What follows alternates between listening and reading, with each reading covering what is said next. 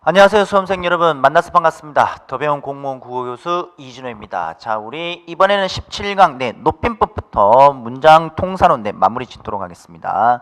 자, 우선 저희 교재 95쪽을 보시게 되면은 높임법이 나오고 있는데, 높임은 우선 주체 높임, 그리고 객체 높임, 그리고 상대 높임이 나오고 있다라고 이해를 우선 하도록 하시고, 자, 우선 간단히 높임에 대해서 한번 설명을 드리겠습니다. 자, 우선 높임, 특히 높임 중에서 주체 높임이 있다고 하셨을 때 우선 주체 높임은 서술어를 여러분들이 잘 보셔야 되겠습니다. 서술어를 보게 되면은 가다가 있다라고 했었을 때, 자, 이 가다가 있다라고 했었을 때 이 시가 있죠, 시. 이 시가 들어간다라고 합시다. 그리고 뒤에 어또 집어넣겠습니다. 자, 그리고 서술어를 먼저 바라봐 주시고, 여기 높임 시제에 해당하는 여기 높임에 해당하는 요 시라는 거 잘 보시고, 그 다음에 아버지께서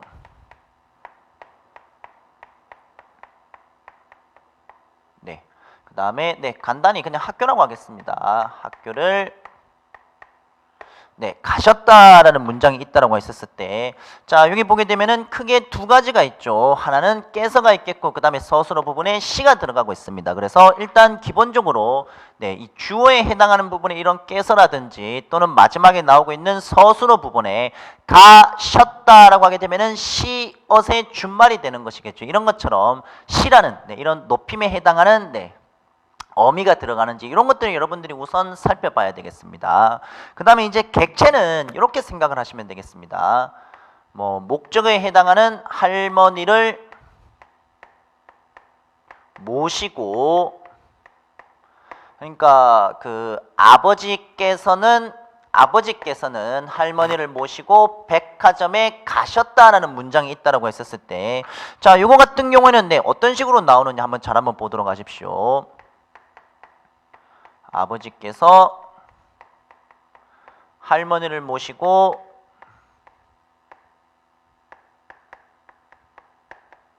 백화점에 가셨습니다라는 문장이 있다라고 했었을 때, 자, 여기는 지금 주체와 객체와 그 다음에 상대 높임까지 세 가지를 모두 다 사용하고 있는 내용들이 되겠습니다.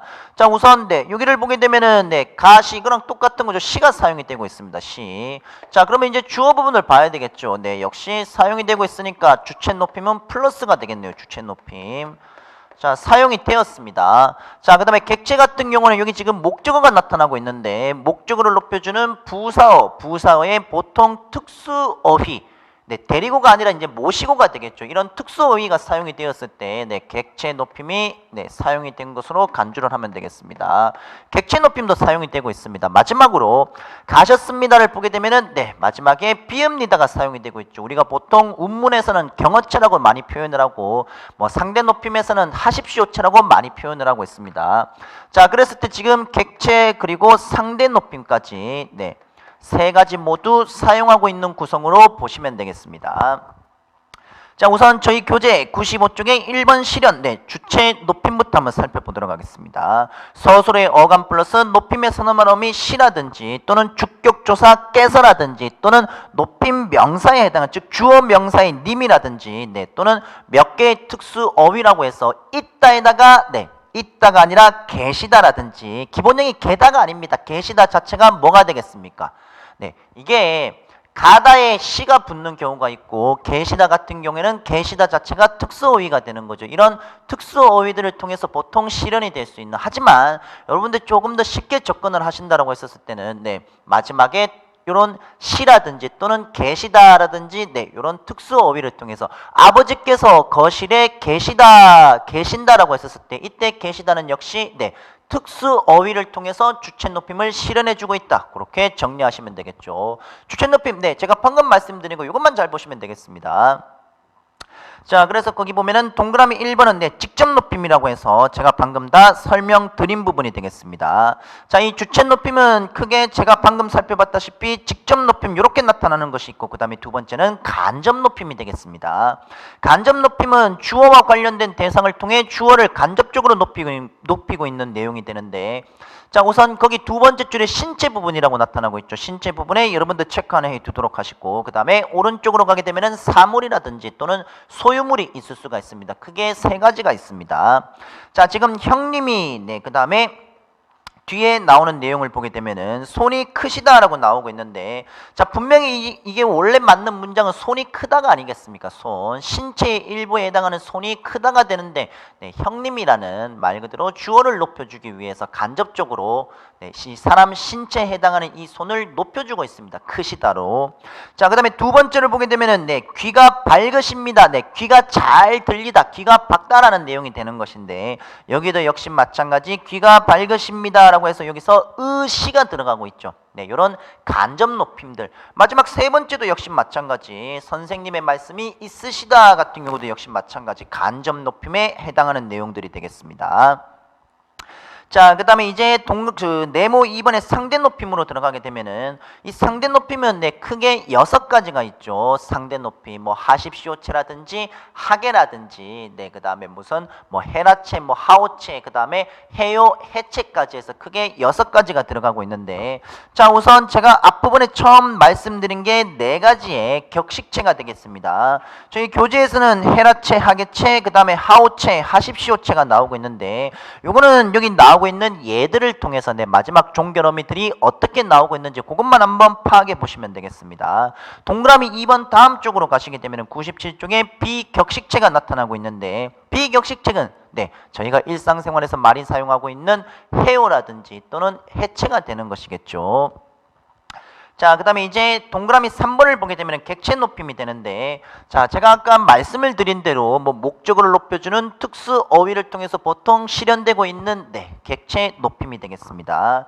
자, 거기 지금 1번의 실현을 보게 되면은 나는 아버지를 모시다. 아버지 역시 뭐가 되겠습니까? 목적어를 높여주는 네, 부사가 되겠죠. 높여주고 있습니다. 자, 그 다음에 이제 뭐 쓰임의 환경이라든지 네, 그런 내용들을 한번 보는데, 우선 니은을 잠깐 한번 봐보도록 할까요? 니은. 제가 지금까지는 목적어를 높여주는 네, 부사에다가 특수 어휘를 써서 객체 높임을 실현되는 것을 말씀을 드렸고, 자, 이게 목적어를 높여주는 부사라든지 목적어를 높여주는 네, 부사가 안 나왔을 때는 서술어를 특수 어휘를 통해서 높여주는 경우도 있습니다. 자, 예를 들어서 거기 보게 되면은 안경을 들이다라는 내용이 나타나고 있겠죠. 안경을 들이다. 안경을 들이다는 네, 서술어에다가 네, 높인 특수 어휘가 되겠습니다. 자, 이렇게 객체 높임이 실현이 되고 있다라고 여러분들 기억을 해주시면 되겠고, 자, 그 다음에 이제 상대적으로 조금 난이도가 쉬운 게 네, 98쪽과 99쪽에 나타나고 있는 시제가 되겠죠. 과거 시제라든지 현재, 그 다음에 미래 시제가 되는 것인데, 우선 98쪽에 네, 5절 시제로 가게 되면은 동그라미 3번에 A, B, C가 있습니다. 그 중에서 A, B 부분은 여러분들이 좀 기억을 하셔야 됩니다.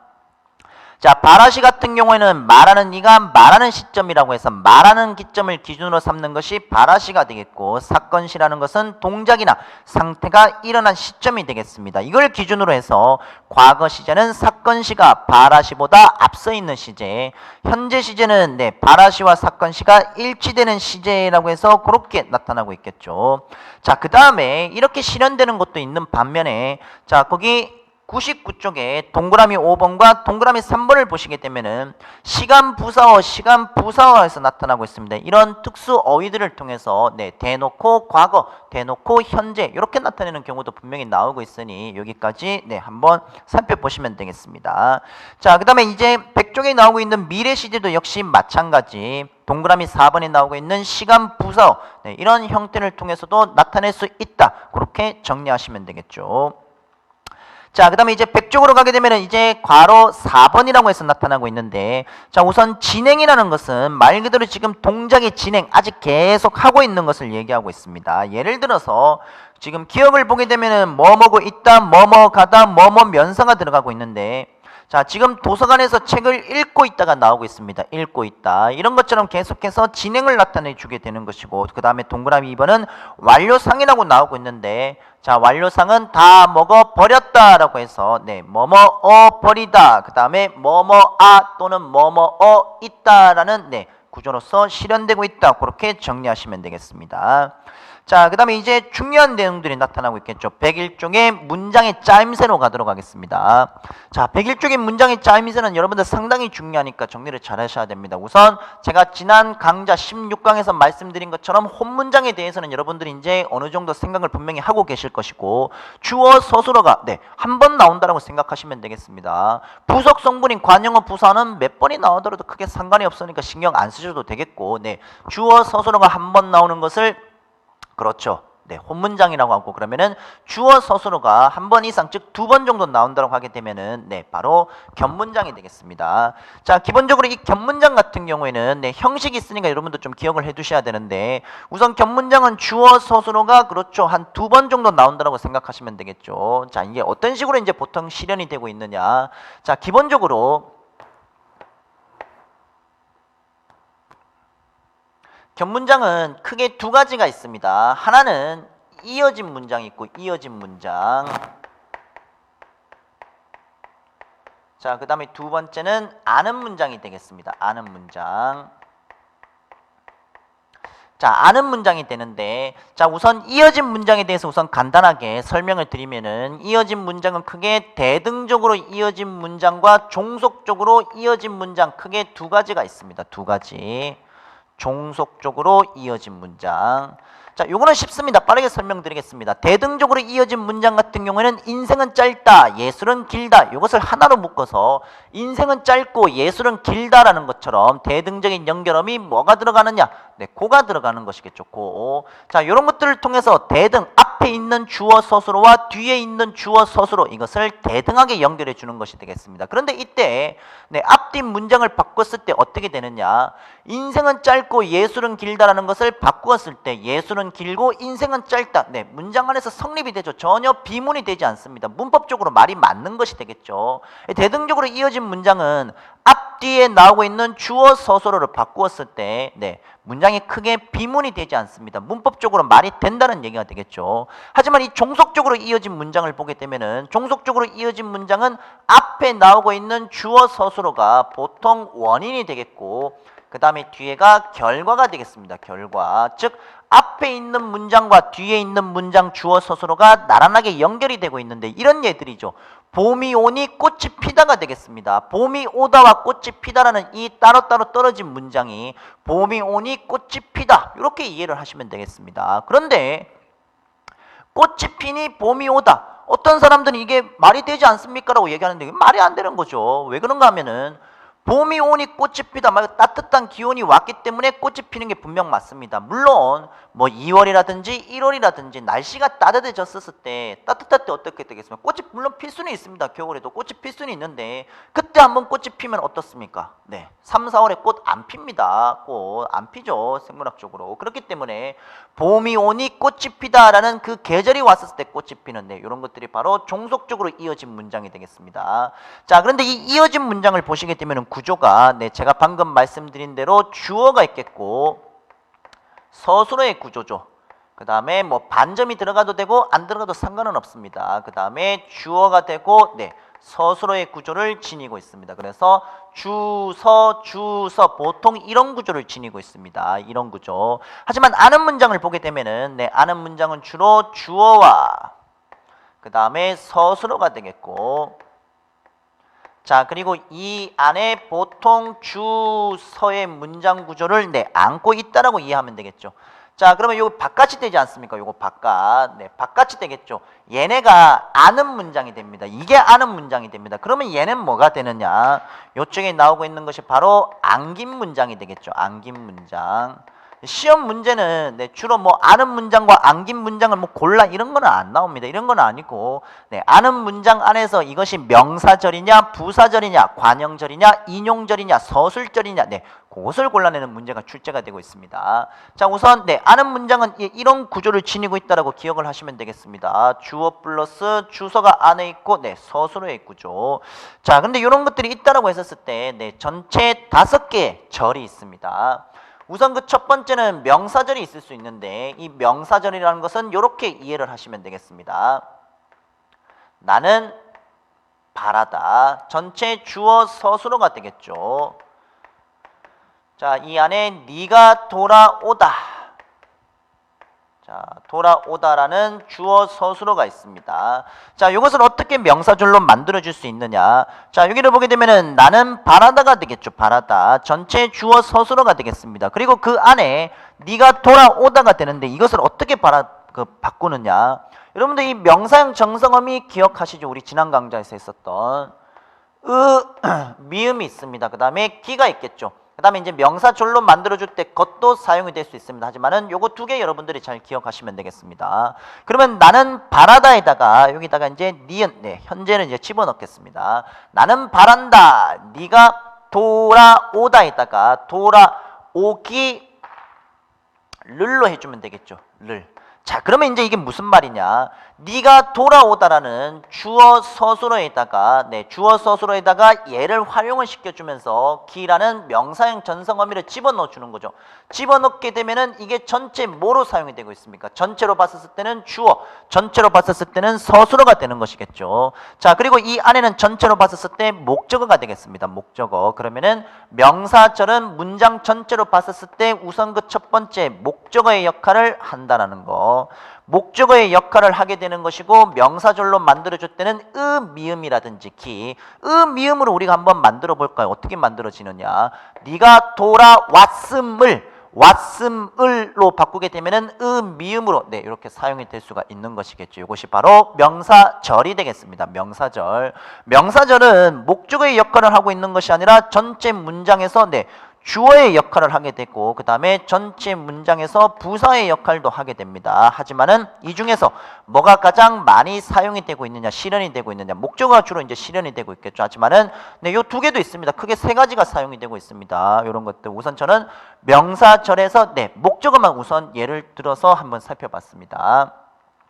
자, 그 다음에 이제 이 명사절이라는 것이 있고 그 다음에 두 번째는 부사절로 가도록 하겠습니다. 부사절은 그는 다가왔다라고 하겠습니다. 그는 다가왔다.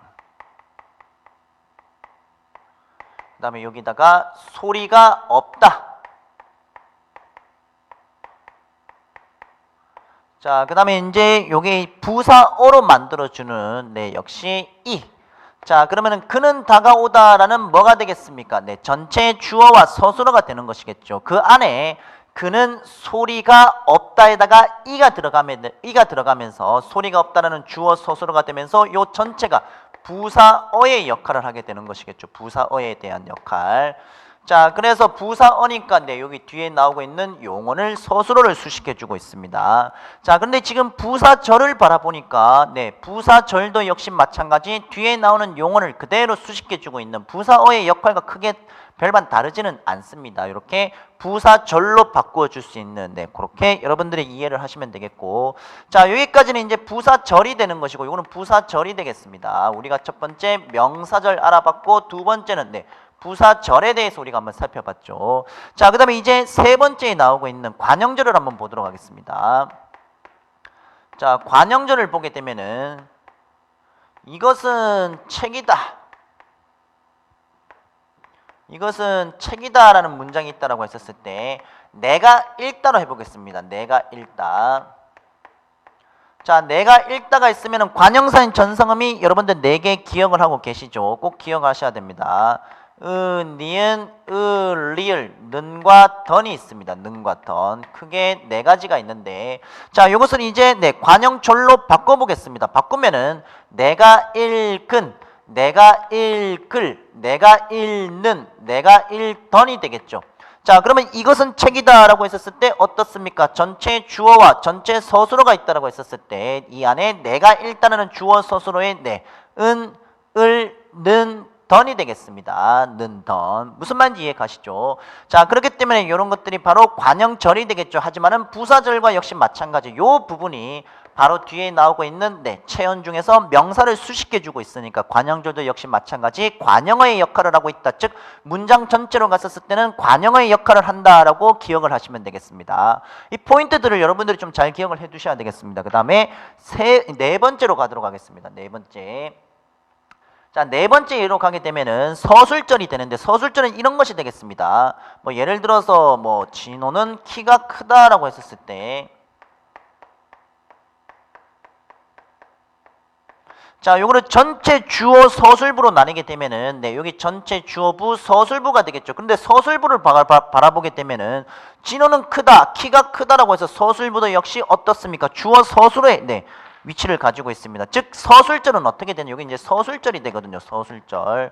서술절은 기본적으로 주어가 한 번, 전체 서술어에서 주어가 네, 두 번 나오게 되고 서술어는 그냥 네, 한 번 나온다라고 기억을 하시면 되겠습니다. 지난 강좌에서 말씀드렸던 거 기억하십니까? 주어, 보어, 서술어의 구조를 지니고 있는, 즉 물이 얼음이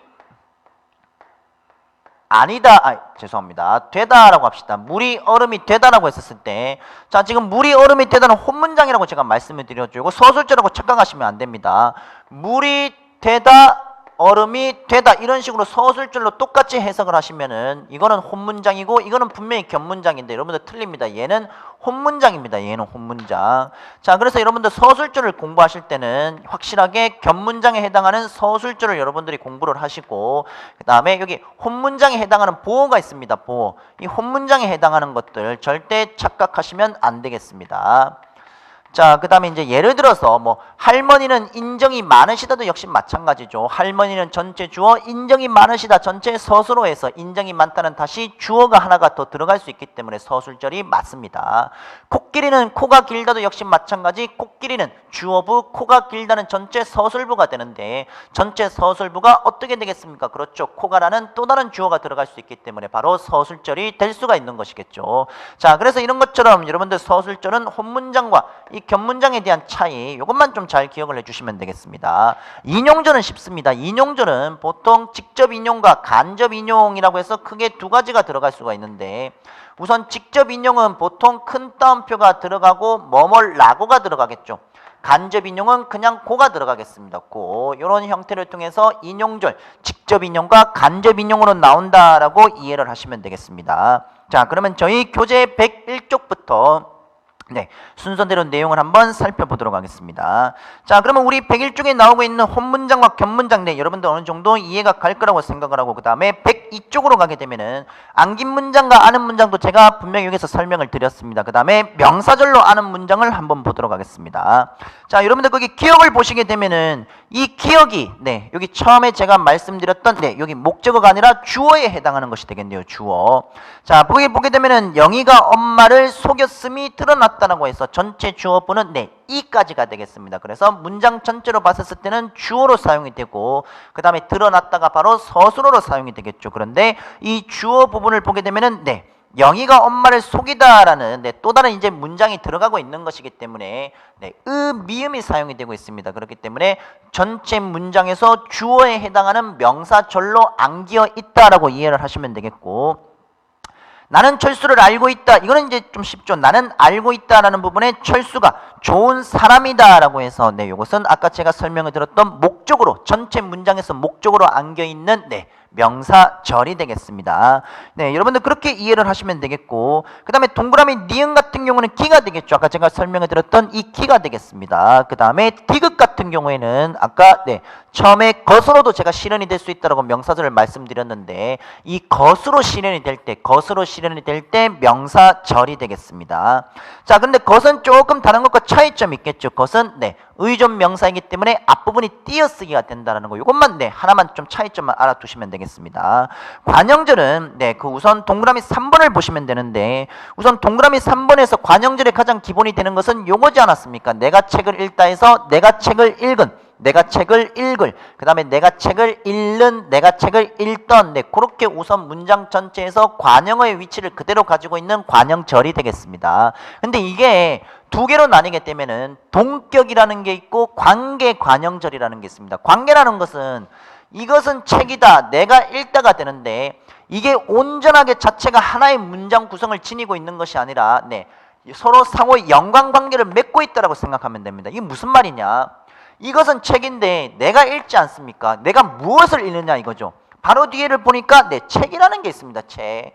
이게 하나의 완전한 문장 구성을 지니려고 하면은 주어 서술어 말고도 책이라는 뭐가 와야 됩니까? 그렇죠. 목적어가 와야 되는 거죠. 이런 것처럼 관계 관형적이라는 것은 뒤에 있는 이 내용이 네, 실제로는 요 앞쪽과 관계를 맺고 있다라고 해서 이렇게 하는 것이 쉽습니다. 동격은 네, 앞에 문장과 동격은 여기가 온전한 거고 요것이 온전한 것이 되겠습니다. 같은 문장 자격으로 묶여 있는 요것이 동격이 되고 관계라는 것은 내가 읽는 이라고 했었을 때 내가 읽다가 되는데 바로 뒤에 다른 문장에 해당하는 책이 내가 읽다와 관련 있는 부분이 되겠죠. 그렇게 학습하시면 쉽게 보실 수가 있습니다.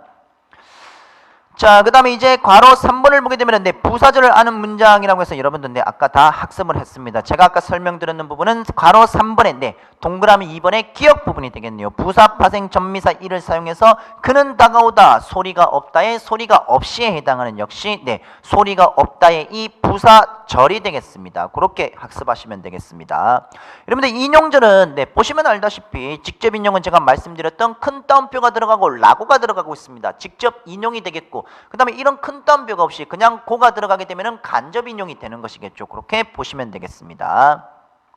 자, 그 다음에 이제 네모 3번을 보게 되면은 이제 대등하게 이어진 문장, 종속적으로 이어진 문장에서 처음에 말씀드린 내용이 되는데 이 대등과 종속 같은 경우는 여러분들 연결 어미들 꼭 한 번씩 암기를 해 주시고 그렇게 접근을 하도록 하십시오. 자, 그 다음에 이제 뒤에 105쪽으로 이제 가게 되면은 올바른 문장의 이제 사용이라고 해서 나타나고 있습니다. 이 올바른 문장에 대한 사용은 우선 주어 서술어가 생략이 된다라든지 그런 것들 여러분들이 좀 보시면 되겠죠.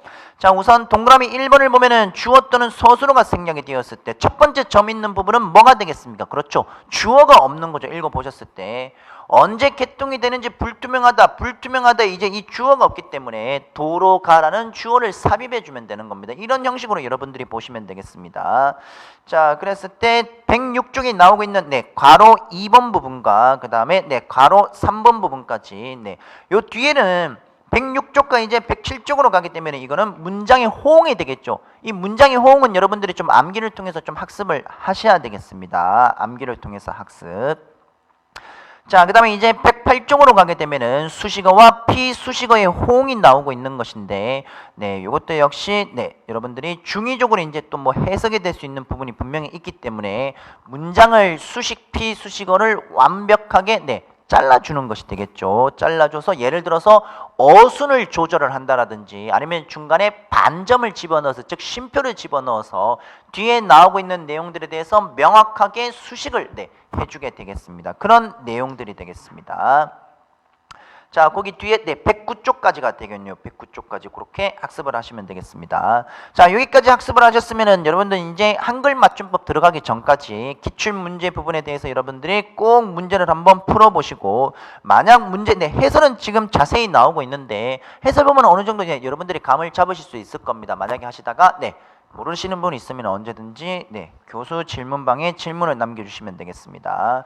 자, 그래서 우리가 지금까지 한 전체 17강 정도를 이제 통해서 앞부분에 나오고 있는 의문부터 그 다음에 형태소, 그 다음에 이제 단어 그리고 구절이라든지 문장까지 이제 저희가 한번 쭉 살펴봤습니다. 이 공무원 국어에서 이 앞쪽 한글 맞춤법 앞쪽에서도 역시 상당히 중요한 비중을 차지하고 있기 때문에 이 앞부분 여러분들이 확실하게 학습을 하시고 뒤에 이제 한글 맞춤법 그 다음에 표준어 제정 로마자 외래어로 넘어가면 되겠습니다. 자, 지금까지 우선 앞부분 국어 지식 문법 영역에 대해서 학습하신다고 고생이 많았고 다음 18강부터는 한글 맞춤법부터 다시 마지막 문법을 마무리를 짓도록 하겠습니다. 여러분들 학습하신다고 고생하셨습니다. 다음 강좌에서 뵙겠습니다.